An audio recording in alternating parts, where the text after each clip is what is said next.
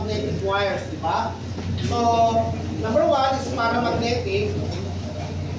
Sige, magkwento pa kayo sa likod. Okay. Materials which are not strongly attracted by a magnet. Example, aluminum, tin, platinum, magnesium, etc. No? The relative permeability is small pero positive. For example, yung aluminum natin, air at saka platinum yan. So 1.00 something tapos 65. So ganun din sa air, ganun din sa platinum. Such materials are slightly magnetized when placed in a strong magnetic field and act in the direction of the magnetic field. So, pwede silang makakuha ng karakteristik ng magnet pero konti lang. No? Siguro, pag sobrang lakas yung magnetic material na ginamit mo, baka makakuha pa siya ng mas mataas. Okay? So, kung mahina lang yung ordinary magnet, no, ay baka mayroon pero hindi siya makaka-attract lang sa pang metal. Okay. Another one is diamagnetic, so which are repelled by magnet. So yung hindi ito ay kumaga sa kwan, hindi talaga siya po pwede, no? So you have lead, mercury, zinc, copper, silver, etc. No? Wood, may nakalagay ng wood. Slightly less than unity.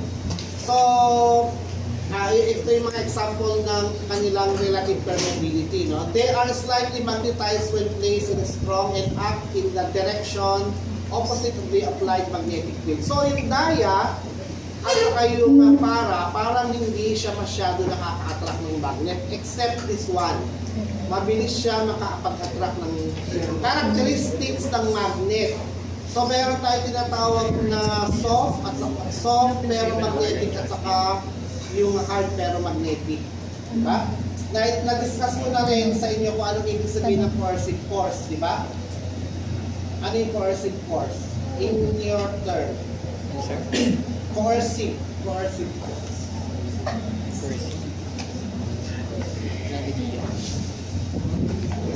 Yung soft pero magnetic, no?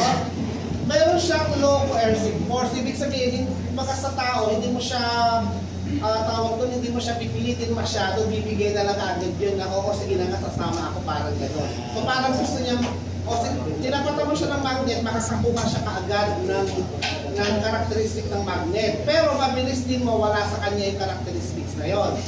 Yun naman na hard pero magnetic, kailangan matagal siguro, o kailangan kaskasin mo, or matakas yung magnetic field niya para maging magnet siya. Pero pag nakakuha naman siya ng karakteristik ng magnet, ang tagal naman mawala sa kanya yung characteristics na yun. So yun yung pinagkaiba ng hard at saka ferromagnetic. Okay? Now we go to Ampere's circuital law. So as you can see, no, there are three elements, no, connected together in a certain core. So you have the iron core, the steel, and the cobalt. No? So dito mo nilagay yung wire, then nag-apply ka ng voltage dito, so may nagkaroon ng current. Habang walang current dito, walang flux na umiikot dyan.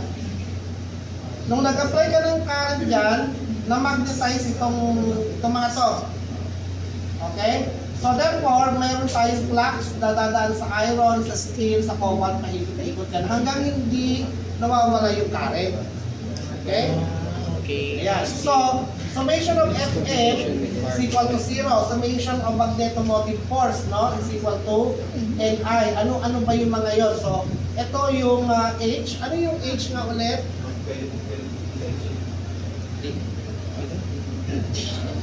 Ayun na nga. Oh.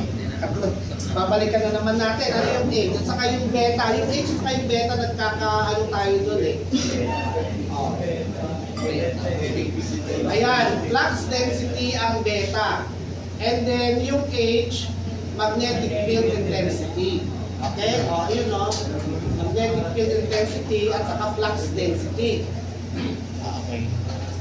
Okay, so balikan natin to, class.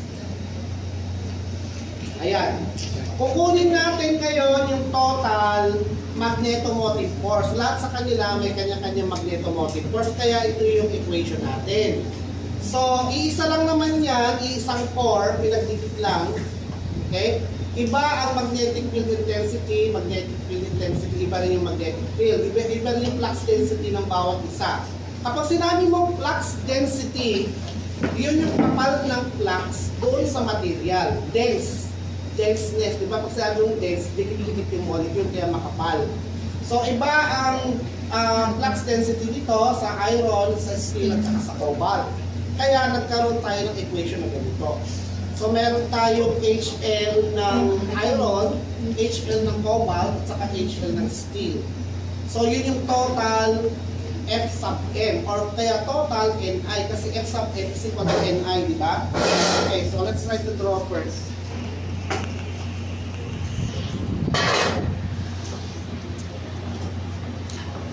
Okay, so ito yung ano natin, core natin. Okay, so nandito yung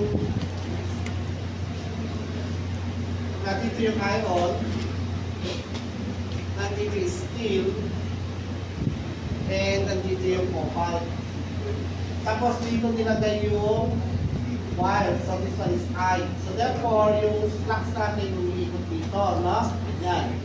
So, ito, nandito yung N, nandito yung I. So you can determine now the total.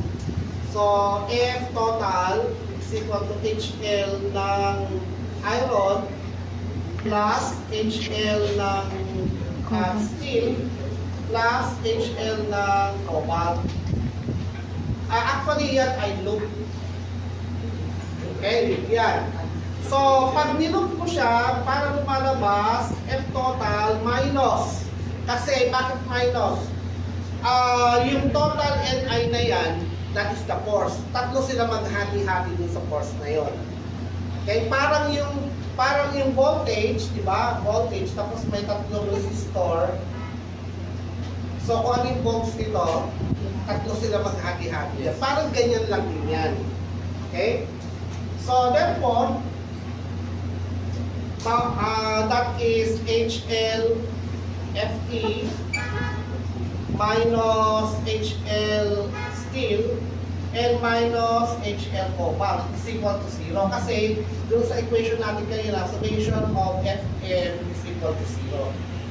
Yung Ft, mapalitan mo siya ng Ni kasi ang formula natin ng Fti, Ni.